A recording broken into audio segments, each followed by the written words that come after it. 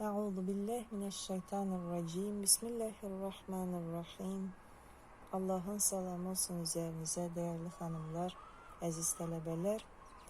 Həmdolsun 9-cu dərsimizə də gəlib çatdıq. Bugünkü bəhsimizin adı sukundur və olduqca asan bəhsdir. Diqqətli olun, izah edirəm. Bir düz xətt çəkirik və bu düz xətti hərf hesab edirik.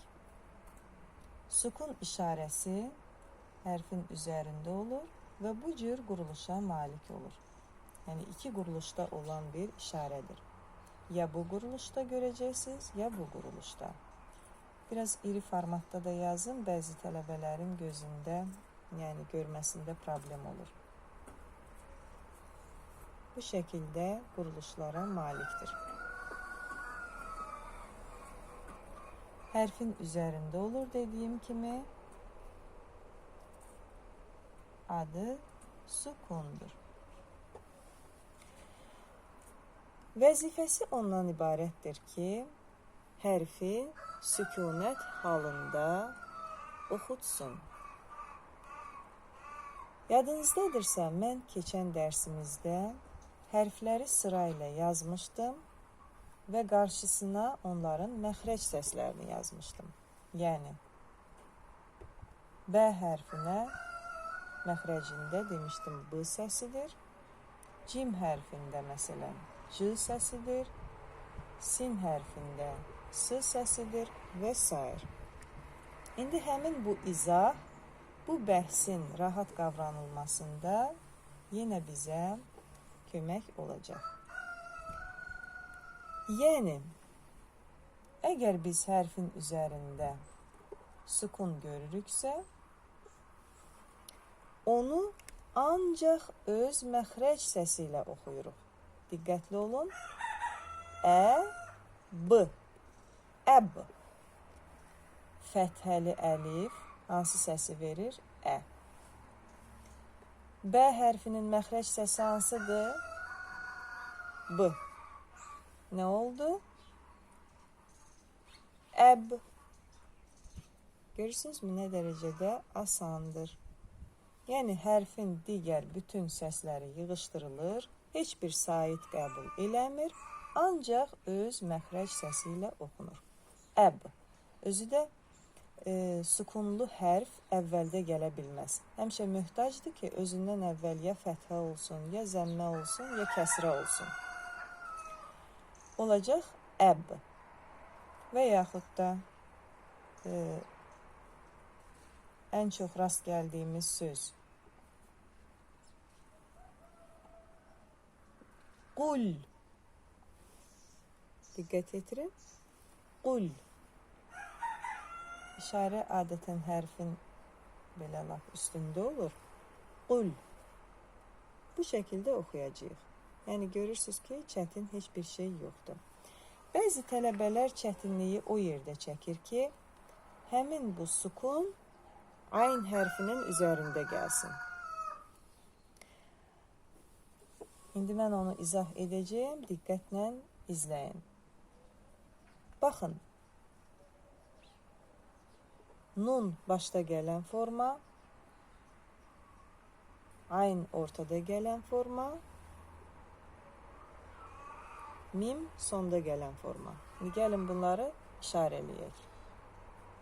Fəthə, nə, sukun aynın üzərində və mimə də yenə fəthə verək. İndi gəlin bunu oxuyaq. Nə'əmə, yəni aynın üzərində sukun görsəniz, onu azca hıçqırıq şəklində oxuyacaqsınız. Nə'əmə, nə'əmə. Diqqətli olun. Nə'əmə. Və yaxud ya'lamu sözü. Ya başda gələn forma, ayn, ləm, mim. Ya'lamu. Ya'lamu. Diqqət yetirirsinizsə, çətin heç bir şey yoxdur. Yəni, təkrar edirəm. Sukun işarəsi hərfin üzərində gəlibsə, həmin hərf öz məxrəc səsi ilə oxunacaq. Əb, qul. Ancaq aynın üzərində gələndə ayna bir balaca hıçqırıq veririk. Ya'lamu, nə'mə. Bu şəkildə inşallah sukun işarəsini mənimsəmiş olduq. Tapşırıqları da verəcəyəm. Dərsimizin müddəti qısa olduğu üçün Haqq Taalanın verdiyi fürsətdən istifadə edib sizə yenə də hədis nəql edirəm Allahın izni ilə. Diqqətli olun əzizlərim, çox mühüm bir məsələyə toxunuram. Bu qüsur hər birimizdə var. İnşallah ki, bu hədislə bir çoxlarımız özümüzdə bu pis xasiyyəti dəf eləyəcəyik. Məlumdur ki, lənətə gəlmiş şeytanın övladları var və hər bir övladını müəyyən bir işə təyin edibdir. Xinzab deyə övladı var ki, o bizi namazda çaşdırmaqla məşğuldur, dünyavi işləri yadımıza salır, itirdiyimiz əşyaları namazda tapırıq, yəni namazdan qafil oluruq. Əyilib qalxırıq, amma fikrimiz dünyanı dolaşır. Bu işə məmur olan şeytanın adı Xinzabdır. Ona görə namaza başlamamışdan qabaq Əuzu min xinzab desəniz yaxşı olar 3 dəfə. Şeytanın bir övladı da var ki, adı mütəkazidir. Mütəkazinin vəzifəsi, yəni şeytan özü bildirir ki, bundan ibarətdir ki, yəni bir insan bir xeyir işi görübsə, hey onu təhrik edər ki, o xeyir işini açıb desin. Və nəhayət, o gizli əməlin açığa çıxmasına, yayılmasına nail olanda çox sevinər. Həmin insan elədiyi yaxşılığı, tutaq ki, ehtiyac sahibinə dəstək olub, birini dar vəziyyətdən qurtarıb, bir başqasının xətalı yollardan çəkinməsinə səbəb olub və s. Hər bir insan bu gözəl əməllərini gizli tutmağı bacararsa, Allah Taala ona 100 savab yazar.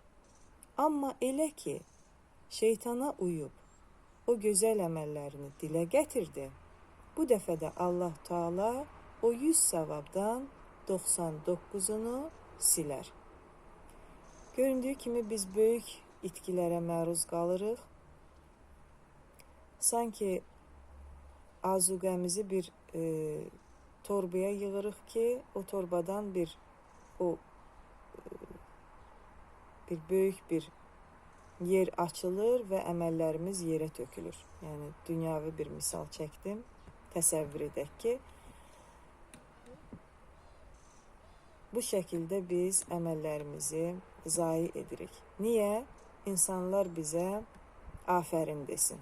Hər məclisdə, hər imkan düşdüyü bir mərəkədə öz yaxşılıqlarımızı saymağa başlayırıq. Mən filan kəsə bunu elədim, mən filan kəsə bir qab yemək verdim, mən imam ehsanları verdim, mən filan işləri gördüm və s. və ilaxır. Bunu o qədər təkrarlayan insanlar var ki, əmin edirəm, həmin insanlar nəinki o savabı qazanır, hətta Allah qatında